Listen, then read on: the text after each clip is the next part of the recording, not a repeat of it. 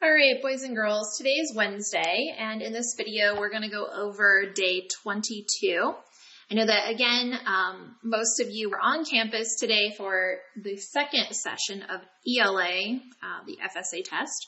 And so now it is at the time we would normally have our 2 o'clock meeting, but I don't want you guys to feel rushed. So let's go through this video together. Again, if you're doing the math right now and you're solving right along with me as I'm going through, that's okay. I realize that these 2 days are going to look different for everybody based on schedules at home and what parents are doing and if you guys went and got lunch, all those things. So let's go through. It looks like in the first question, we're talking about lines of symmetry. We have to draw the lines of symmetry on the following diagrams. Which shape has one line of symmetry? Well, when we look at the rectangle, I know there's one line there and 2 there. This figure has 1, or we could do it this way, 2. This figure has 1 right down the middle. This is an isosceles triangle, so it's not an equilateral. This figure right here has only 1 line of symmetry. Question number 2, what is the measure in degrees of the angle formed going clockwise from the minute hand to the hour hand? We know that the entire circle is equal to 360 degrees. However, if we cut that in half, that is equal to 180 degrees. So this angle formed here is equal to 180 degrees. What kind of angle is this angle? Well, we know that when an angle is going right through this clock face and it looks like it's pretty much a straight angle, there's actually a name for that, and it is a straight angle. C. Select all the statements that are true. Let's zoom in here. A hexagon has 12 lines of symmetry. A hexagon is a 6-sided figure. So a regular hexagon is going to have a line of symmetry at each one of these points. So therefore it has 6 lines of symmetry. So A is incorrect. We're looking for the statements that are true.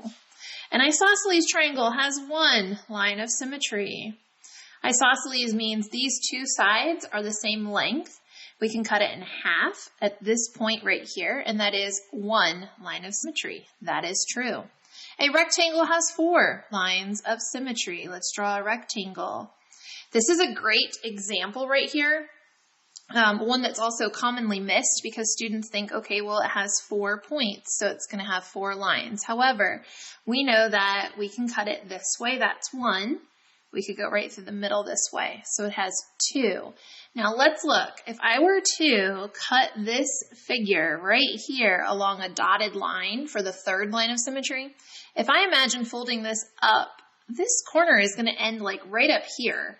It's not going to match over here. So this one only has 2 lines of symmetry. So C is incorrect.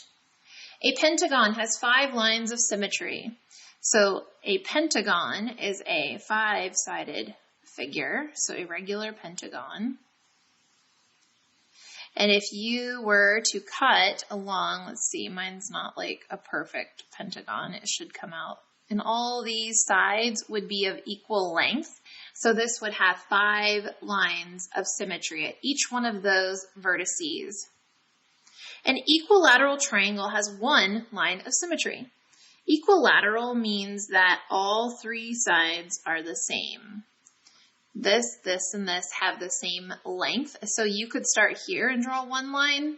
If I turn my paper, my figure is not perfect, but I should be able to go here and create 1 line. And finally, right here would be another line. So that figure has 3 lines of symmetry. So that one is incorrect. Use the following diagram. Select all the statements that are true. So another select all, the ones that are true. The measure of BFE is 80 degrees. So that would be BFE. I can see right away that that is incorrect because this is greater than 90 degrees. So it's going to have to be greater than 80 degrees. BFC is an acute angle. So now we're looking at BFC. This angle right here that you can see me darkening in on this screen, that is an acute angle, so B is correct. The measure of DFE, that would be DFE right here. So this angle is 70 degrees. Well, if I plug in 70 and then I look at the measurement here of AFE, I know that this line right here indicates that these two angles added together should equal 180 degrees. So if this is 70 and this is 110, I know that 110 added to 70 will give me a total of 180 degrees, so C is correct. FB is part of AF. FB is part of AF. So line FB, let me see, I'm going to get a green marker here. FB is part of AF. Well, so this is a weird question. I don't think you'll ever see one like this. I almost want to cross it out. Technically it is because they share this vertice at letter F. So this would be true. I don't really like this question though, so I'm not going to ask you guys to stress out too much about that. You probably won't see one like that. The measure of DFB is 150 degrees. So DFB, let's highlight this with a different marker. DFB would be right here, and it's saying that it's 150 degrees. Now, my drawing is very messy, but I can see still that this acute angle right here measures 30 degrees. Well, if this line right here should be 180 and I have 30 right here, then I know that this portion right here, this angle, must be equal to 150. So this section right here, 150 plus my 30 right here, would give me the total of 180, so E is also correct. These tend to get pretty messy. If I see those on like an FSA test, I should see a lot of like darkening over the angles, just like I've done here, and they become kind of difficult to read when you're answering a question like this with the select all. Let's look at question number 6, moving right along. I think we're going to compare some numbers now. We're going to look back at place value and comparing and writing in the different forms. So number 6 reads, the table shows the number of people at the last 4 baseball games. Here they are, 1 through 4. Which of the 4 games had the greatest number of people? So we're looking for the greatest number. All right, so if I look at the first number in the 10,000s place, they're all 4s. So I can't compare that. Let me zoom in a little bit.